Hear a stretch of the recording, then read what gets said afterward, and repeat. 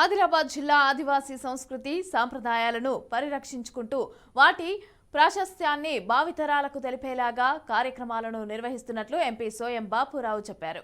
పట్టణంలోని తన నివాసంలో జంగో లింగో దీక్షాదారులతో కలిసి ప్రత్యేక పూజలు చేశారు. ఆదివాసీ సాంప్రదాయం ప్రకారం ప్రత్యేక పూజలు జరిపి గురువుల ఆశీర్వచనాలు స్వీకరించారు.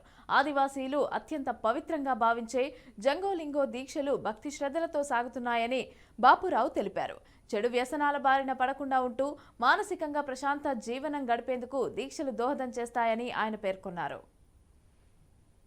ఆదివాసులందరూ కూడా చెప్పులు లేకుండా అదే రకంగా జంగో లింగో దీక్షలతోటి పవిత్రంగా ఉంటారు. వాళ్ళు ముఖ్యంగా ఈ దీక్ష అనేది దాదాపుగా ఈ సంవత్సరం వరకు 22 సంవత్సరాలు కావడం జరిగింది.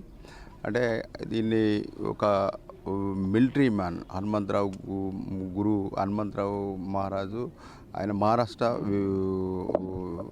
మాంగోల్వేరి గ్రామము. ఆయన మిలిటరీ మ్యాన్గా పనిచేసిన తర్వాత ఏదైతే ఆదివాసులు ఆనాడు కట్టెళ్ళు అమ్మి వాళ్ళు బతికేవాళ్ళు కాబట్టి నా జాతి ఎట్టి పరిస్థితుల్లో కూడా కట్టెల సంస్కృతి పోవాలా, ఆదివాసులందరూ కూడా బాగుపడాలన్న ఉద్దేశంతో ఆనాడు మిలిటరీ జాబ్ విడిచిపెట్టి ఇవాళ ఈ దీక్షను ప్రారంభించడం జరిగింది. కాబట్టి ఈ సంవత్సరం దాదాపుగా 6,000 మంది వరకు జంగో లింగో దీక్ష తీసుకోవడం జరిగింది.